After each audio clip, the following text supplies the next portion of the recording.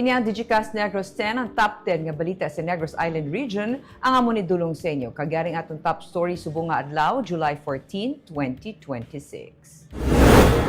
May mga lugar nga ginbaha sa Bacolod sa kagabi dala sa mabunok nga ulan. Governor Bong Lacson hindi magsuporta sa plano nga mag-spray sa kemikal para sa RSSI nga peste. Task group gintukod para sa pag-imbestigar sa kaso sa pagpatay sa American marine biologist. Rider patay matapos ginlamon sa kadena sa motor ang iyang jacket. Kag sa good vibes, mga school chairs nga himuhalin sa plastic nga basura in turn over sa banwa sang Murcia. Ginatanan sa Digicast Negros X.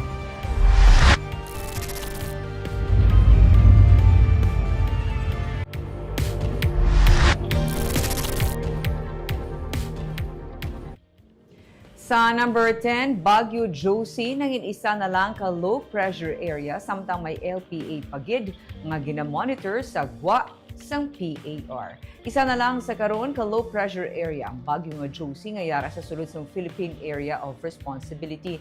Ginapaabot nga magagwa man ini gilayon sa PAR. Wala sang kun anuman nga direkta nga epekto sa Pilipinas ang LPA. Samtang may isa pagid ka low pressure area karon nga ginamonitor ang pag-asa sa may northwestern area sang Luzon sa gwa sang PAR. Gina-forecast nga hindi naman magsulod sa PAR ang ini nga LPA.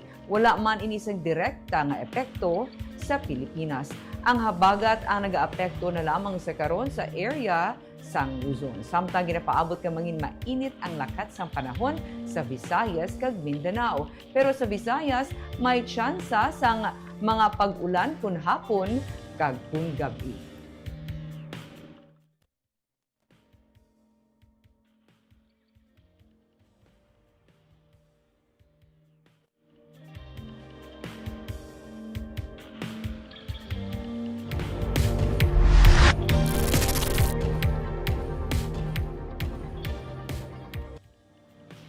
Sa number 9, sa dalagan sa impeachment karon, tigayon nga na-redeem ni Senator Cheese Escudero ang iya nga kaugalingon. Ini ang pananaw ni Governor Eugenio Jose Lacson may angot sa pag-manage ni Escudero bilang presiding officer sa dalagan sa impeachment proceedings bato kay Vice President Sara Duterte. Kung sadto, ginulan sang kritisismo si Escudero bangod sang iya nga interpretation sang forthwith may kantanan sa pag-proceed sa impeachment trial karon tigayon niya na redeem ang iya nga kaugalingon. Klaro man sa publiko ang lakat sa nga impeachment trial suno kay Lacson. What's very clear now is that Senator Escudero is redeeming himself, no, from that forthwith interpretation of his a year ago. So we can see that he's managing the impeachment proceeding well, very clear also to the public. So I hope he keeps it up, and we'll just see what the results will be. May update ako.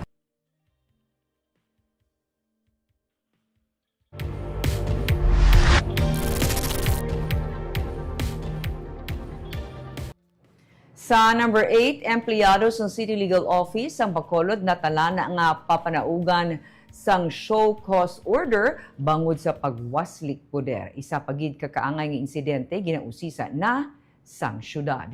Ginsumiti na ni Bacolod City Legal Officer Carol Joseph Chu kay Mayor Greg Gasataya ang draft sang show cause order para sa isa ka empleyado nga ginapatihan nagawaslik poder sa isa ka ilimnan sa syudad. Sandig sa investigasyon sa CLO, isa ka lalaki nga regular employee ang natungdan. Siya ang kabahin man sang Joint Inspection Team sa City Legal Office nga kuntani naga-inspect sa mga business permits sa mga negosyante. Ginsiling ni Chu nga natabo ang insidente sang ulihin na nga semana sang Hunyo sa isa ka ilimnan sa Golden Field Commercial Complex kung sa diin nagpakilala ang empleyado nga katapos ng CLO agud malibre ang iya mga ilimnon. Matapos ang insidente, ginreklamo man mismo sa empleyado sa ilimnan ang natungdan. Kag ini ang gilayon nga nakilala sang CLO. Wala anay ginapaupod ni Chu sa Joint Inspection Team ang natungdan nga empleyado samtang nagapadayon pa ang investigasyon may angot sa insidente. Natalana nga iserbe sa iya ang show cause order samtang may isa pagid kakaangay sini nga insidente sa karon ginausisa pa sa CLO. Wala pa sang patod nga detalye ang separado nga insidente. Nagpasiguro man si Chu nga manabat ang empleyado nga nagawaslik poder bisan pa nga empleyado sila sang City Legal Office. Diri sa opisina ta nagaling. So, ano yung status? Ito na siya ginapupod sa inspections. Anong reminders, attorney? Mo na nang maskin diri pa kamo sa ako na opisina alin pasensya na ilang ta. Ang sa ako nang isa gatingwa man ta nga ang serbisyo mahatag ta sa pamuluyo hindi ta pag-abusaran. Ang nara kamo sa gobyerno hindi ta mag-abusa.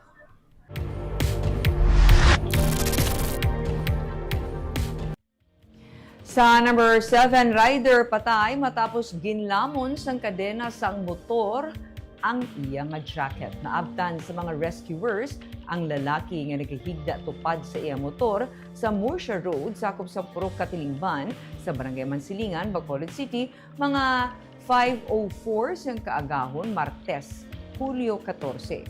May mga pilas sa iya nga nawong ang biktima.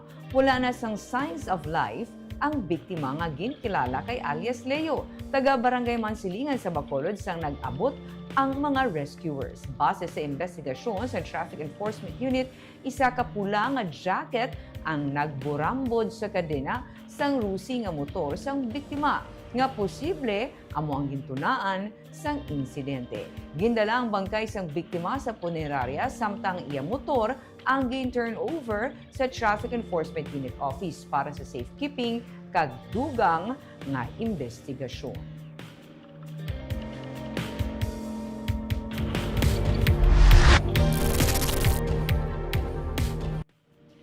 Sa number 6, senior citizen ginpatay sa mga armado sa EB Magalona. 3 kaigo sang bala sa dughan, likod kag paa ang naangkon sang mangunguma nga ginpatay sa mga armado sa sitio Maabo, Barangay San Isidro sa Banos ng EB Magalona, Lunes sang aga. Nagwa sa investigasyon sa PNP nga ginsulod sa 5 ka mga armado ang balay sang biktima nga ginkilala kay alias Jerry, 64 anyos kag siya ang ginpagwa. Nabatian na lang sang live-in partner sang biktima nga yara sa sulod sang balay ang 3 ka mga lupok sang pusil. Na-recover sa crime scene ang isa ka cartridge case sang M16 rifle. Ang balay sang biktima ang yara sa ibabaw sang bungyod. Mga 4.5 kilometro ang kalayon sa proper. Wala man sila sa malapit nga tupad balay. Sa karon padayon pang investigasyon sa motibo sang krimen.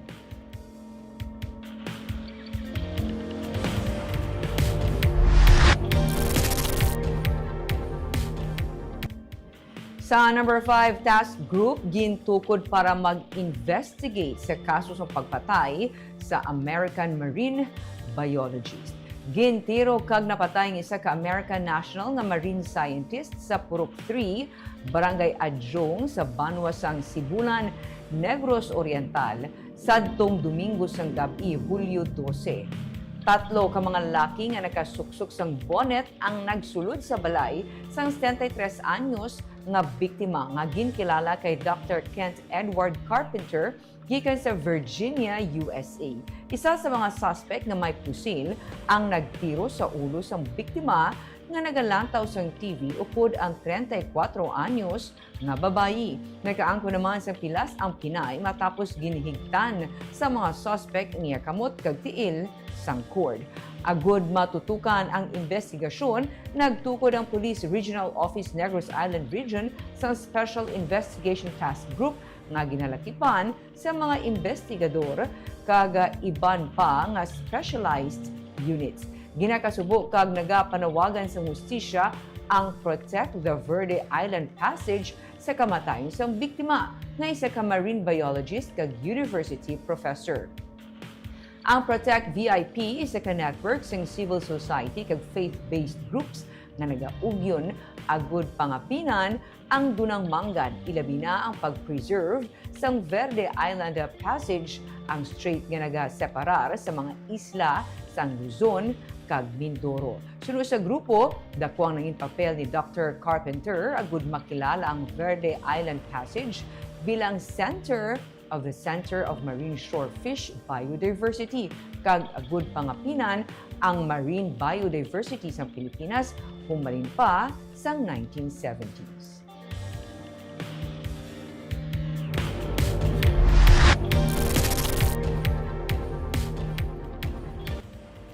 Sa number 4, pagbutang sang rota para sa mga garbage trucks padulong sa landfill area ginaduso. Ginsiling ni Bacolod City Councilor Homer Bais nga ila ginaduso ang paghimo sang bag-o nga rota para sa mga garbage trucks sang I-Swims halin sa Economic Highway padulong sa sanitary landfill sa Barangay Felisa. Ini matapos nga ginareklamo sa mga residente sa Barangay Felisa ang baho nga ginadala sang garbage trucks ilabi na nga masami ini nagapondo sa barangay hall kag malapit sa eskwelahan. Ila ginakahangawa ang negatibo nga epekto sini sa ila ikaayong lawas. Suno kay Bais, may nakita na nga alagyan ng syudad kag nagaduso na lang ang syudad nga mabakal ini.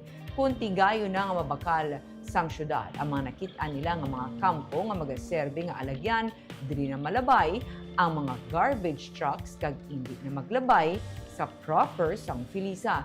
Nagpatigay naman sang ocular inspection ang Department of Environment and Natural Resources kag Environmental Management Bureau sa sanitary landfill.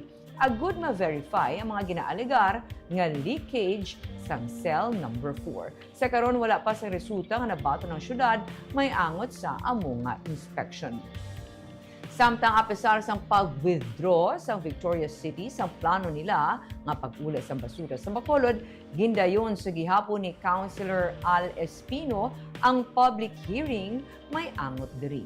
Wala ni bisan isa sa mga environmentalist groups ang nagkadto sa hearing Martes sang aga. Sali sa statements ng Negros X Initiatives for Climate and Environmental Nice, ila gina-boycott ang hearing bangod wala man ginarespeto ang ila mga concerns. Baka mayong patawag yapon naton, dayunon tani naton yapon ang committee hearing, but for a different purpose. Now, ang purpose nga ina para tani once and for all shed light on the opposition of these organizations sa tunga proposal. Now, we would have, I was prepared to answer them and I would have been prepared to listen. Para both sides, mabalaan naton. Kaya kung ang problema, dira ga, ang mga drivers, dira lang gakaon sa lapit sa barangay hall.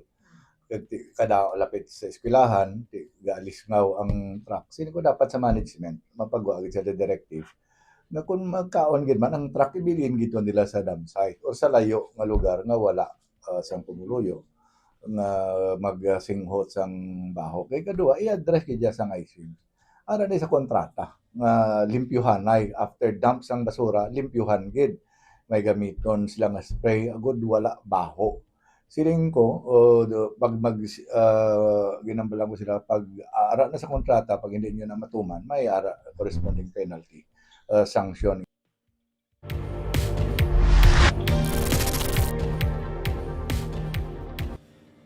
Sa number 3, Governor Lacson hindi magsuporta sa plano nga pag-spray sang chemical para sa RSSI nga peste.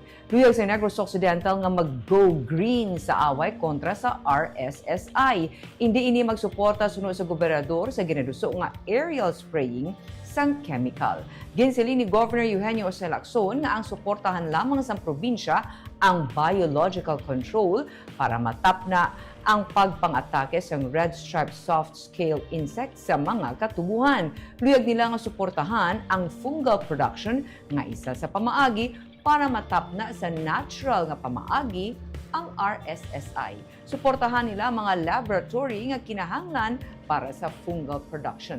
Damlag pag-induso ni UNIFED President Manuela Mata ang massive spraying pagi sa aerial spraying sang chemical sa 250,000 ka hektarya sang katubuhan sa bilog nga isla. Ini ang nagabalor sang 200 million pesos. Ginsiling ni Lacson nga may pila ka mga sektor nga nagpabutyag sang kabalaka sa among sahi sa spraying. Una, suno sa gobernador, may katubuhan nga yara mismo na hamtang malapit man sa mga komunidad. Ikaduha, ginalantaw man ang mahimo nga epekto sa aquaculture kag sa iban nga kasapatan. Ang wind direction suno kay Lacson isa sa mga factor nga dapat hatagan sang konsiderasyon. Ginsiling man damlag pa nila mata nga safe sa pumuluyo kag kasapatan ang iya nga ginaduso. Suno kay Lacson, natural nga pamaagi ang gamiton sa probinsya, hindi lamang sa RSSI, kundi pati na sa palaabuton pa nga mga pest problems.